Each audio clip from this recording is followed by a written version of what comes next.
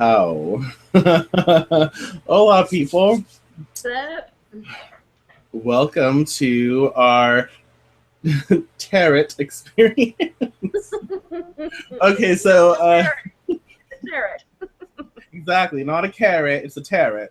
Um, so we're a little goofy, whatever. The Sacred Circle did a really great show earlier this morning, and of course they talked about our favorite topic, which is the tarot cards and spellcrafting.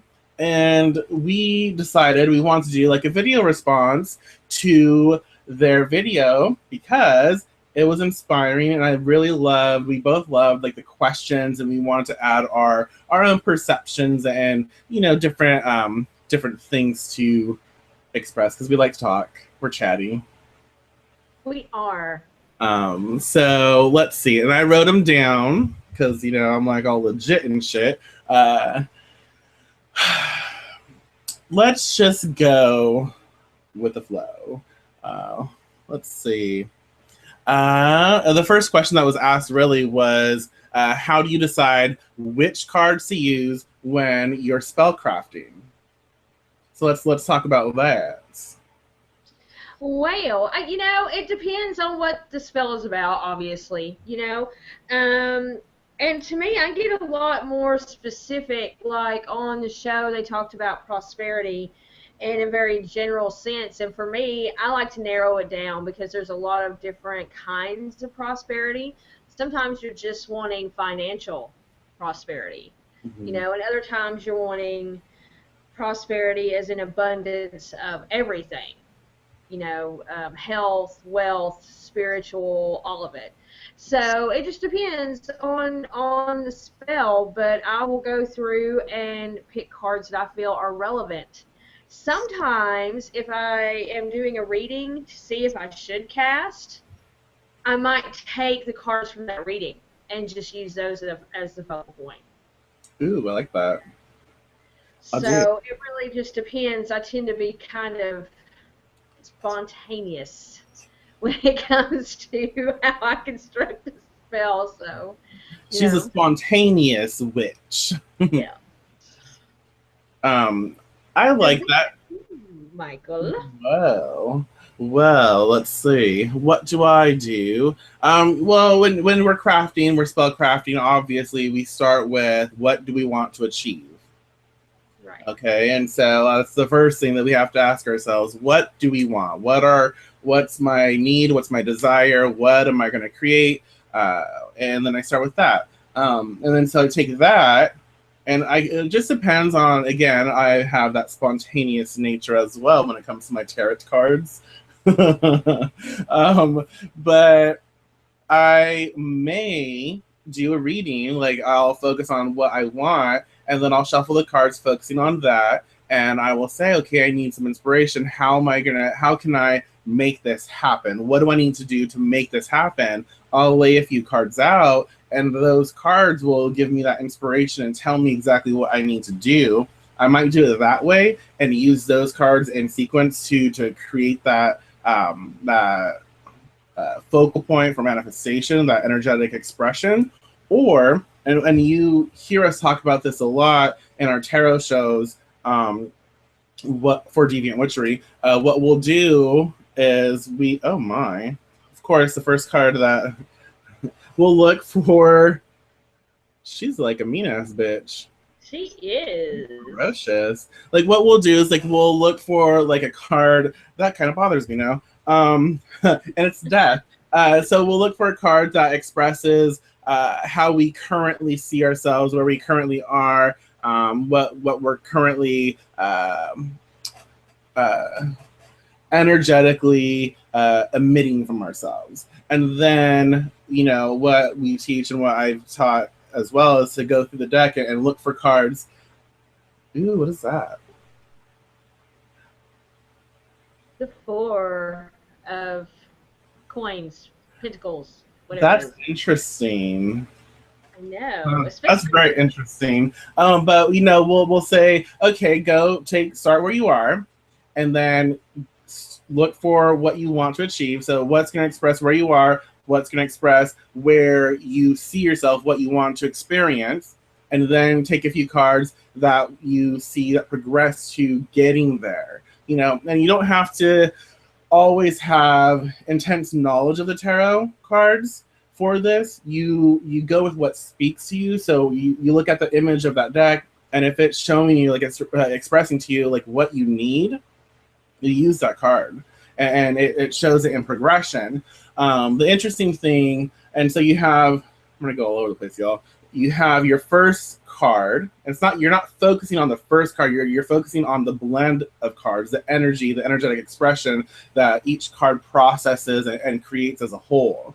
So it's very synergistic. Like they go well with one another.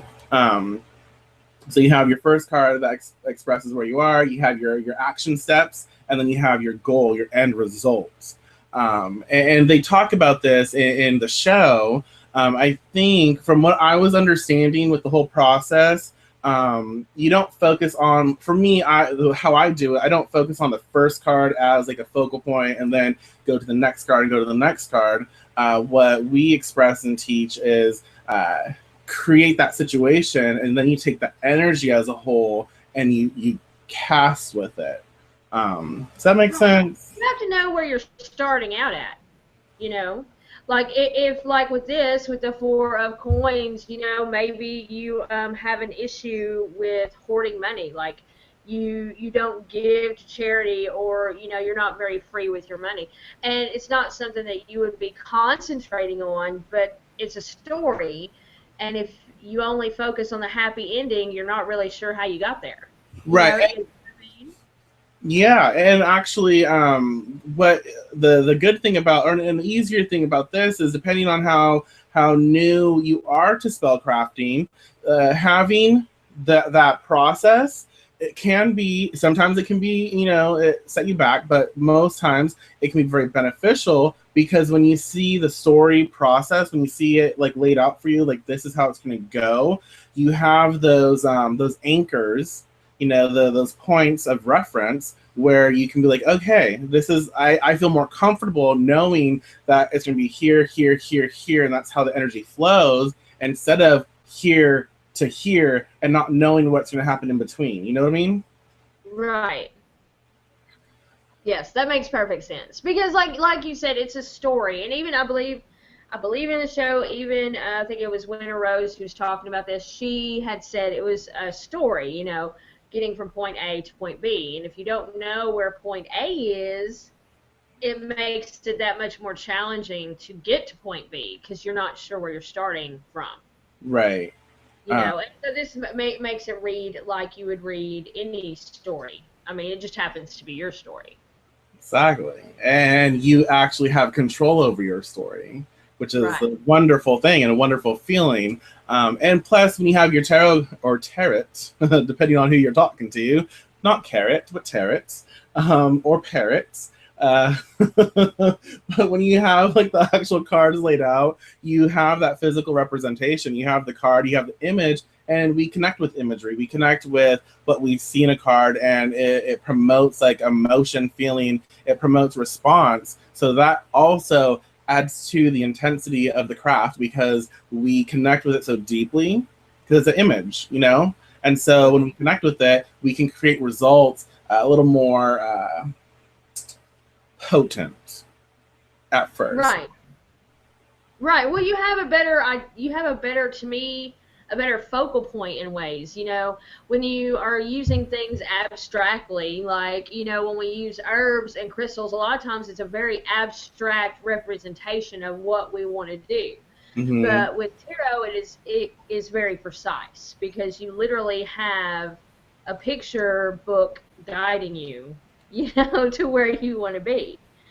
So in many ways, especially for beginners, it can be very beneficial to have that direct imagery in front of you. Yes. Show you where you're going. Well, exactly. And so there's one thing I wanted to get to, but I think I'll ask the next question first. Another thing that they were talking about, and let's say cricket song. It's like cricket song. There you go. Do you have a set amount of cards that you use for every working? And that's what she asked when I rose is, do you have a set amount of cards that you have a set layout, a process that you do for your tarot spells? Do you? No. Very rarely is it just one card, because, well, I'm sure most of y'all know we're all about some layers, and and very rarely is it just one card.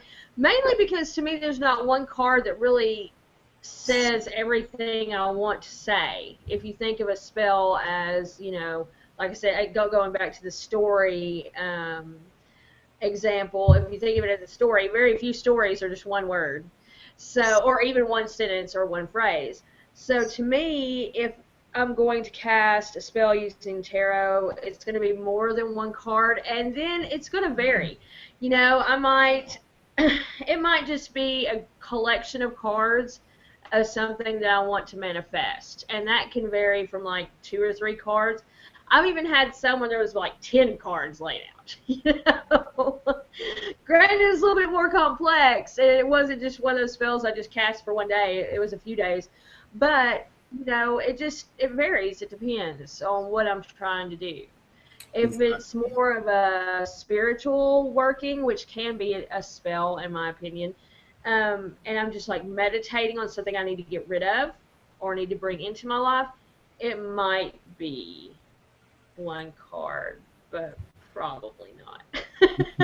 I don't know. Well, it's because we're like, there I go again. My color keeps changing. I feel like I'm with the fucking Wizard of Oz. My horse of a different color. Like 1 minute I'm pink, the next minute I'm orange, the next minute like this, and then, shit, it's very confusing. Ugh. Sorry, y'all. So. Oh my. But yeah, I don't have a set amount of cards. I try not to make it super complex because the more cards that you add, the more energy that you're working with. And to me, it's not less is not more and more is not better. It's finding that perfect balance, because if you don't have enough, then you don't have that expression of that energy that creates that fullness of the results that you seek. And then if you have too much can water it down, because you have too many cards. It's kind of like prolonging and lengthening the thing. And if you stretch it too much, can snap, or you don't have that focus. Right. So I'm starting to get lost in the interpretation, or like anybody who's reading a really long book. You yourself may get bored. It really does depend on the complexity of the spell and what you're trying to do. right, it does. And so yeah, most often my tarot spells are definitely 3 cards or more, usually around 5, just because with 5 cards, I have a center point, like I have that focal point, and then I have 2 cards on each, side, kind of expanding and making more, giving more to the whole. So usually I have 5 cards, but rarely is it under 3. What Rose said was very interesting, and I'm the way she from what I'm understanding, again, from the way she says that she does her, I'm like stumbling, y'all, shit. The way she processes her tarot spells is she'll kind of go through each, from what I understand, again, she'll go through each card like individually, and it's like a step. And when she achieves that step, she reverses the card. For me, and that's something that I want to talk about. Just because, again, that's how she has come to do it, and how she resonates with it, so it works for her. This is just to promote discussion and expand. But for me, if I couldn't do that, like if I made a card reversed, I would think that I'm like changing that energy. It's not that it's completed, and we just like switch the energy of that whole thing. We reverse it, and now it's kind of moving at a different speed, or it's going in a different direction. And when I work with the cards myself, like I work with the whole. I don't work with individual cards. Like, Right. And even when, like, I think at one point she said something about like just turning them over to where you mhm. see the back. To me, that also again changes the energy of the card, and it doesn't necessarily negate the energy of the card. You know what I mean? Did she It say doesn't turn over, necessarily. not reversed? Did I totally get that wrong? I'm not. I can't remember exactly because I think at one point she did say reverse some. Reversing them, but then she also said turning it over too. So I'm not really sure. It could be either. Turning it over could be this or Okay, yeah, that. yeah. So, but either way, to me, it's like Michael said. When you reverse it, that's a whole different energy. I mean, reverse cards have different meanings. So even if I was just working with that card at that moment instead of working with them all together, which I very rarely do. I really don't ever do that. But if I was to do that, to me, Hmm. like Michael said, it would change the energy, and even just turning them over to where they're face down would Right. not take that energy away. In my opinion, it would just change it. Right. Like, That energy is now like going away from you. And yeah. unless that's what you wanted, that could be change the whole energy of the entire spell, whatever you're doing. So if I was going to stop working with that card, I would just take apart that spell that involved that card and then Right. move on to the next one.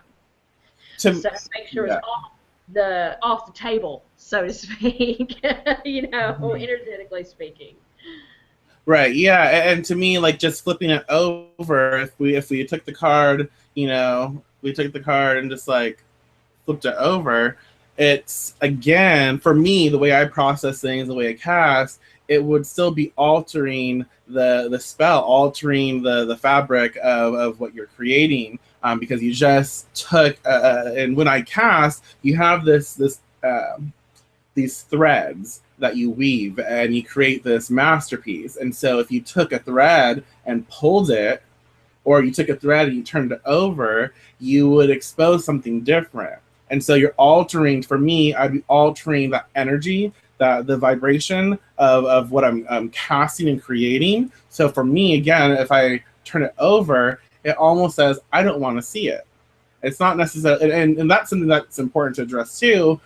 When you're doing this, if it works for you, that's great. But if you're still working through this and finding out what works for you, what doesn't, it's good to be aware that sometimes our mental process is we turn something over, we're trying to hide it from us, we don't want to admit to it, we don't want to see it. It's no longer of value. But if you need that piece to create the whole, Right. that is still definitely a value. Right, right. And like to me, of course, and it is just a different style of how we work with tarot and spell crafting versus how she was talking about it. Because for me, I blend my cards like I would blend them in a reading. It's not working with one individual card and then working with another individual card. I blend the energies. I blend it together because it's not I'm not working on a chapter of the story. I'm working on the whole story of this segment and point in time. You know. Right. I can see So, though. I can see how depend again because we know we're all so unique and different. right. I can see how for different like because we all process things mentally like differently, and how some people are more like OCD or anal about one thing and not the other. I can see how that would help certain people that need the like smaller like action steps to achieve and Oh, to definitely. here I feel good about this. Let's now we can take this next step. I can see how that would be beneficial for people who process and cast like that. There I go again. Yeah. Oh, and now you're different. It is. It's all very personal. So, not to say that anything that they said was wrong at all. It's Mm, definitely not. It's just, different perspective. So, but I did find that very interesting. I think it would be interesting to, if you wanted to do a longer spell, something that would take like a week or working on a specific goal for your month. Right. You know, I'm right here and I want to be here at the end of the month. I think it would be very interesting to lay out something like that, just to see how it would work and focus on one card every day, or even like one card every weekend. Right. That would be to kind of like Cards, to take it into fragment segments and especially like you said, if it's a big thing, and reverse engineer it with the tarot. Right, yeah. I think that would be very intriguing to do. You can make that a whole, like, take your tarot journal and really make that a whole big ordeal. I think that would be fascinating. That would be. Yeah. Again, if y'all have any questions about the tarot, about tarot and spellcraft, feel free to ask. We will be of service and we'll do our best to respond. But let's see about the questions. Let's see. I guess another question that was asked and that they discussed is what we could have talked about this first. What inspired you to start using tarot in spells? Oh, I don't know. To me, it just was kind of a natural progression. After I was very comfortable with tarot, I was like, oh, hey, I can use this in spell working because, I'd already used them as far as like whenever I worked with them and was learning them to aspect them and meditate with them. And to me, once you meditate with each card, it's not hard, or at least for me, it wasn't hard to make the steps to using them in spell work. Mm-hmm. If that makes sense. Yeah. So I just felt like it was a very easy way to incorporate my understanding of the tarot into spellcraft. And whenever I didn't have tools, didn't have a ton of herbs to access or anything like that, I'm like, what could I use? Oh yes, tarot cards. That's perfect. The tarot cards. Tarot cards. Not to be confused with parrot and carrot. So yeah, and that's kind of the same thing for me. Like once I started working with the tarot cards and seeing how they influence events and how you can take them and you perceive events and you're able to respond and give messages and help people work through things. That was kind of when it clicked. Like when I was able to utilize the tarot to help people work through and process the shit that they were going through and help them actually achieve results. And then I was like, well, I'm a witch. Like, I cast. Therefore, why can't I utilize the tarot and out of that? Because that's only going to enhance and intensify the working. Right. Exactly.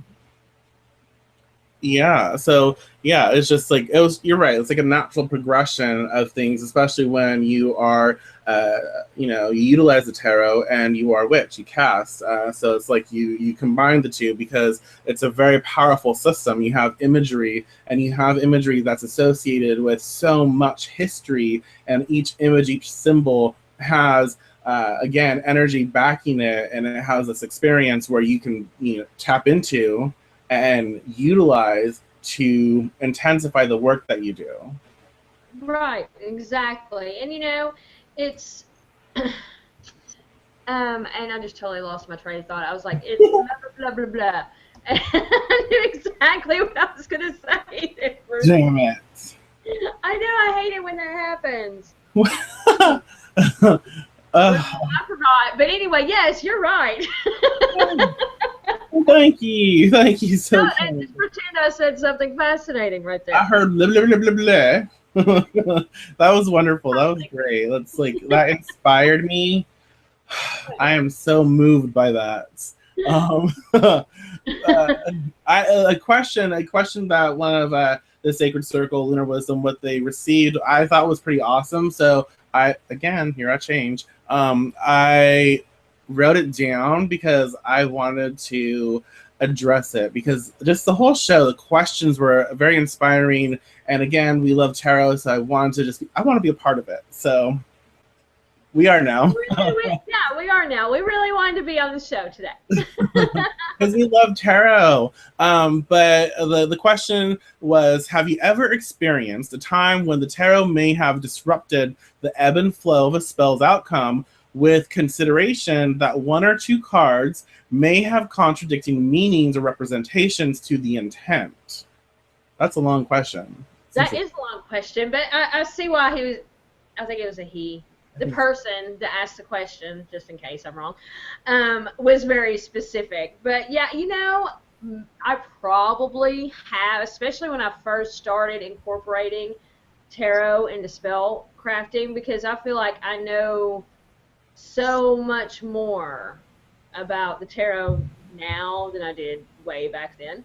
So that probably happened a lot, and I didn't realize why it was happening. Uh-huh. So, but now not as much, because I feel like the more understanding you have of the tarot, the more you negate that factor, because you you understand all the meanings that one card could have.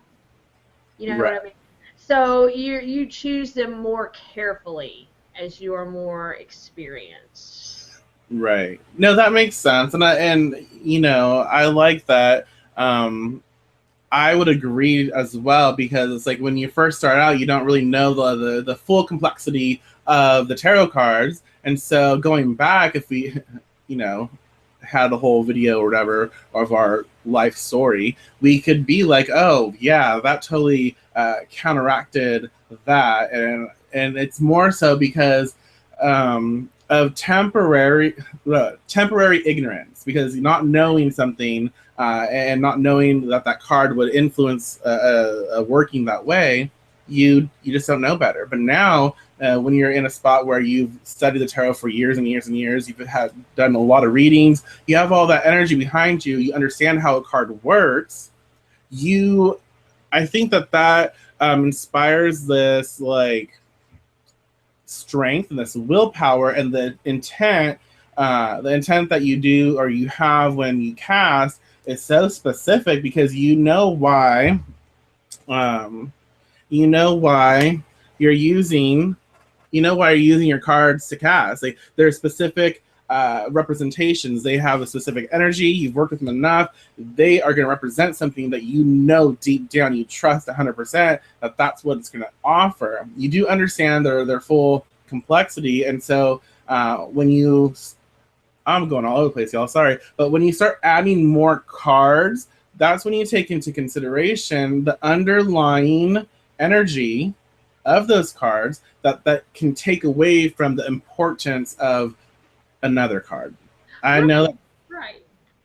Just like, if you were going to utilize the Two of Wands, and you knew that this was about a choice you needed to make, and you were very passionate about this choice, whether you should go forward or whatever, you could also utilize something like the Ace of Swords, because you know that it will sort of temper that passion to where you would make a more logical decision about whatever it is you're casting about. And it will be inspired, and if it's a choice, usually it's a start of something new. Right. You have to make a choice, so the Ace of Swords can help temper that, and that because now hey, this is how this works, and this is how this works. Right. So you put them together, and you're like, I want to make a very good choice about this possible new beginning, and I want it to be more logical, but still follow my passion. Right. And something to consider as well, and I know people are going to probably be one way or the other about this, but like the Tower card, Tower card, you can utilize that actually if you need to make a choice, but you need shit to just get to the foundation. Me, before like starting out, I would fuck up with this, because the first initial the representation of a tower is like, oh my god, it's a tower, everything's coming down, it's crumbling, I'm scared, blah blah blah. So you have that limited experience with the tower. But when you have more process and progress and you understand more about the card, you can like take from that energy. It's a major card, so a major decision has to be made. And that tower can actually be very healing, and you can utilize it to get you to that foundation without being taking, you know, forever. Because the tower is just, it's going to come down, get that foundation, and call it good. So it's understanding where you are with the cards and how you connect with them. And I believe that Cricket Song expressed that as like, if you're going to use the cards in, you know, tarot and spellcraft, have a relationship with the cards, know what you're working with. Right, exactly. Which is, I mean, you know, that is spellcrafting 101 anyway. Don't use anything you don't know or don't understand, because that's just right. Don't summon something you can't banish. Yes, exactly. Just asking for trouble otherwise. And then, okay, and then this is a question that I asked, so let's talk about this because obvious. When you start using your tarot cards, like if you're using, like, let's say I use my personal deck, you know, the deck that I use to read for other people, instead of anyways, so you're using your personal deck in Spellcraft. Do you find that they start taking on a different type of energy, like pertaining to the readings you give, or that they start speaking to you in a different ways when reading for clients? And what I mean by that is, let's say you're utilizing your cards more and more for magic, and then you start to read for clients with them. Though, do those cards start to give you suggestions like, oh, they need to do this, they need to have cast for this, like this is how this could be worked in? Do you start seeing them differently, like more as activations, like more as like spells, you know? Right. Right. Yeah, I mean, totally. And it's funny, I would love, we've talked about this before, and I would love to hear if anybody thinks the same way, because I feel like Michael and I are on our own in this a lot of times. But I love the energies that my deck collects. To me, everything I expose, like this deck too, this is one of my favorite decks. I use it for all, I mean, spell work, reading for myself, reading for clients. Depending on the client, sometimes it's a little too harsh for some people, but I feel like every time I expose it to a new experience, it collects that. You know what I mean? It sort of absorbs that experience. So whenever the next time I use in a reading, you know, if I used, you know, strength in a spell for myself to overcome a certain phobia, you know, the next time I use it in a reading, it could very well speak to me like, okay, now remember that time you used it for this spell, a lot of the same energies are happening here. Right. You know, it'll bring up that, you know, remember how you used me before? This would be a good idea to suggest to this person right now. Right. So to me, yeah, I think that it definitely, I love doing that. I think it adds to the characteristics of my deck, the way it speaks to me, the way the energies feel. So I'm not a deck cleanser. I let that shit pile up. Right, yeah. Yeah. I guess. You know, it just like antiques. a wiser. Yes, it makes it a wiser deck. That's how I feel. It's interesting though. Like I didn't notice it until I started like suggesting more and more to clients. But I do, like the more, like the decks that I use a lot of in Spellcraft, I will use for the readings I do for clients. I love the interaction. My decks love that energy. I love that connection, like you express. But I notice that every time I look at a card now, like I will see a sequence of cards, and then as the reading progresses, I'm like, oh, this is a working that they can do. Like I didn't think about that before when I started my journey, but now that I've used it so much and casting and manifesting, I see that now, and that adds to the reading, because then you can actually, you have more like action steps for your client. Right. Right, exactly. And of course, you know, obviously if they're not a witch, then that would change it somewhat, but it still gives you an idea because even though they may not be a witch, they might not cast. You know, it could still tell you what is a good action for them to take, such Right. as you need to you know, be out in nature more. You need to connect with nature, or you need Right. to, you know, spend more time with yourself. Even though they wouldn't think of that as a spell, you know, in ways that it is a spell. So you can still relate that to even mundane clients. You Right. know, And I love yeah, that.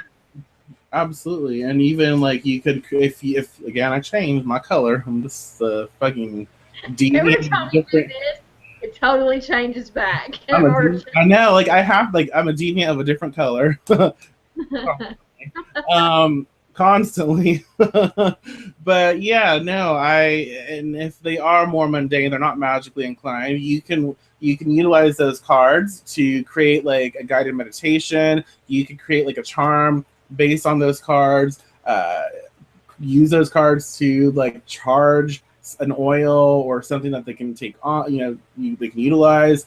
There's so many different things that you can do, but yes, for me, the more that I work with the cards magically, the more that shows up in the readings that I do. right. It influences them, you know, in my opinion. It influences them and gives them that added knowledge. And if I know specifically I'm reading for a witch, I will grab whatever deck I've been using the most and most recent for spellcrafting. Because I change, you know, it's not always the same one.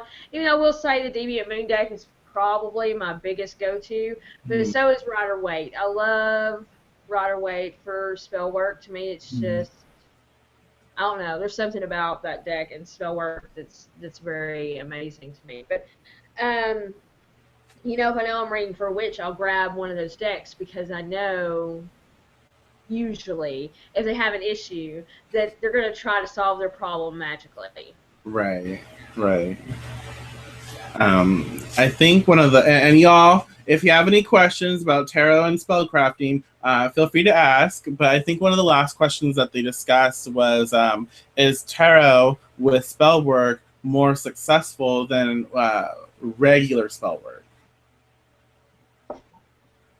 No. I mean, to me, it's the same as utilizing any other tool or ingredient in your spell work. It's the same thing. Right, So if I decide to cast a spell using tarot cards and candles, or tarot and herbs, it's going to be the same in result as if I just cast using an oil and crystals. You right, know, it's to me, it's you're just utilizing tools. Granted, like, you know, I said before, as a beginner, I think it can be a lot more helpful to see, you know, distinct energies that the cards can portray because you have more of a focus. But once you've been casting for a while, most people are at the point where you don't need that specific, you know, imagery. You can latch on to what you want to do fairly well because you've done it. You know, you're used to it. You understand how to manipulate energy, and you've worked with energies enough. right. So to me, it's the same. It's the same as using anything else. Yeah, I'm in agreement with that. So yeah, I agree. Like, I don't feel like tarot in spell work and you don't have tarot in spell work. I don't think it's separate. I think it's just choosing what you intuitively or instinctually feel called to utilize for that situation. Because tarot is not always something you need to utilize, or it's not something that just comes to mind when casting. So it Do you has think its. it would be so interesting to go for like a year and only use tarot cards and like candles to cast and see how different it would feel? That's too long. Well, let's say a month then. Okay, a month I could probably do. We might have to make a challenge. Maybe. A month I could probably. I just love my oils and I love my herbs and I love all that. But it Right. would be. and the yeah, it would be very interesting. So yeah, I don't think it's more successful, although it can be, depending on how you connect with the cards and spellcraft. It can be very, it can be more potent because of the way you process and the way you connect with the cards.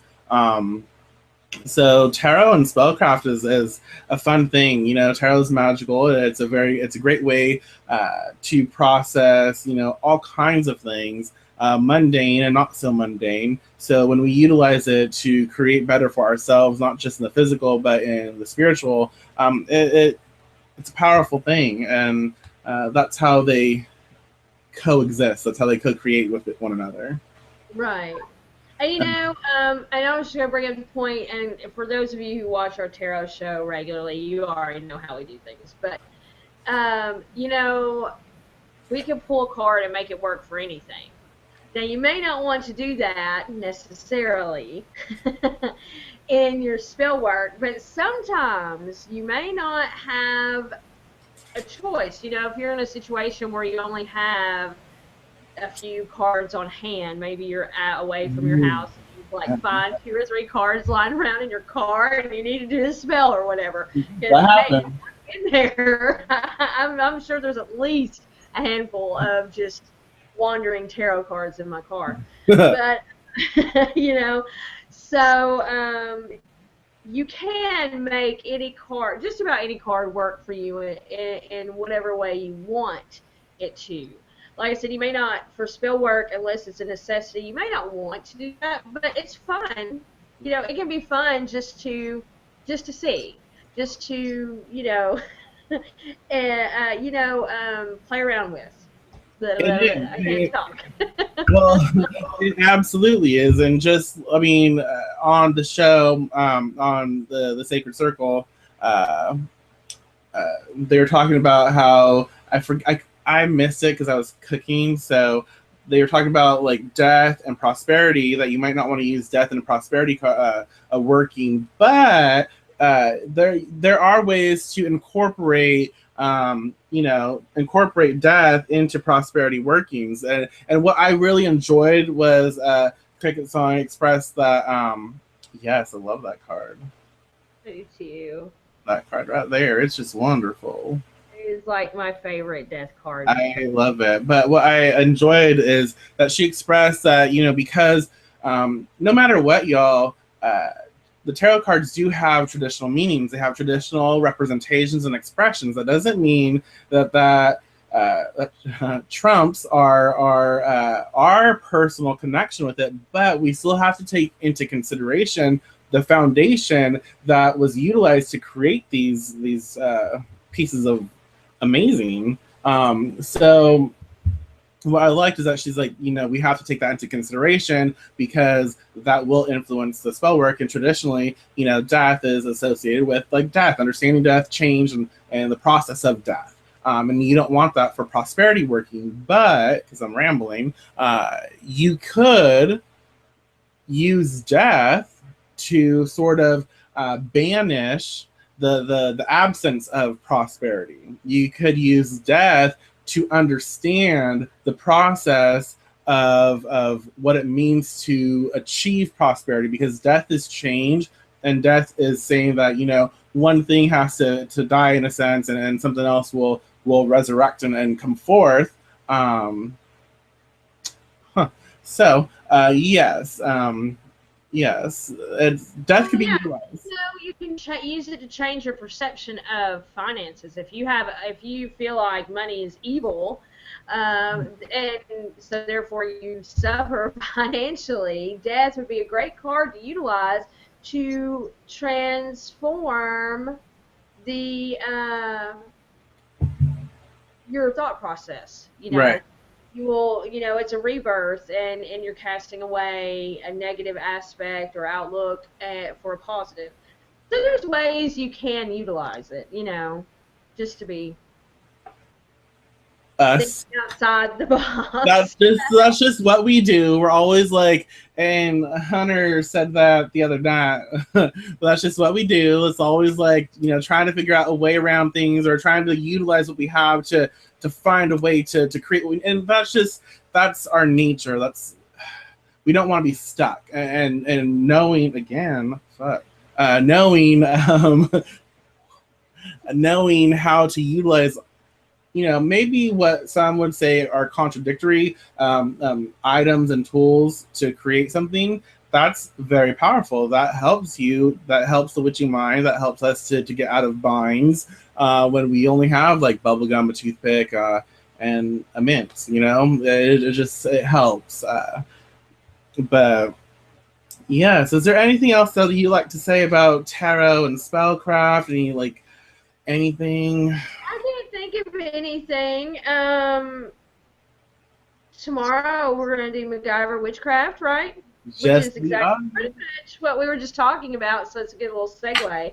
Yeah. Where we take just random everyday household items and create spells around them. Right. And you never know what is going to come out of the bag. You never know. But and so MacGyver Witchcraft is super fun and it's a great experience, and we invite you to participate. So if you want to get like a bag or just put a few items in, and when we're live, you want to pull it out and put in the Q&A, say this is what I have. We will take that into account and we will respond and we'll try to incorporate that into what we're talking about. But yeah, we just get like a fucking bag, put shit in there, and then we pull shit out. We're like, oh, I have some lip balm. Right. How are we going to utilize this in witchcraft? And it's just a fun show. It's a fun experience because it shows us that we can still incorporate new things into very traditional and a very rooted and older experience and still respect it. We can take and progress and still honor what we've been taught. Plus, it helps boost that creative witchery, and it's fun. It is. It's a lot of fun.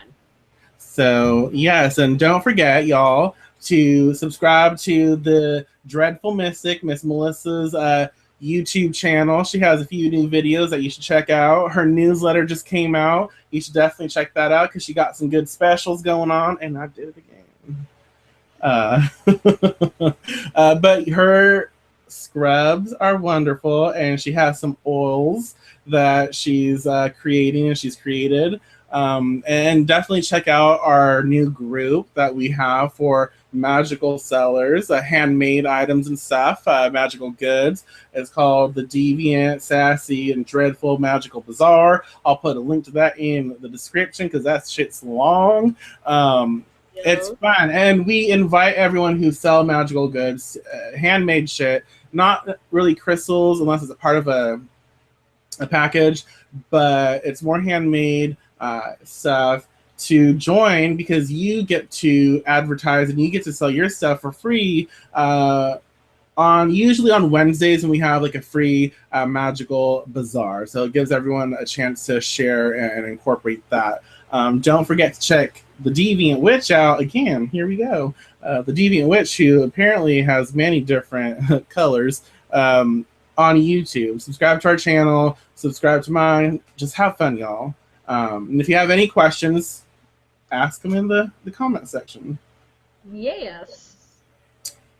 Peace. And there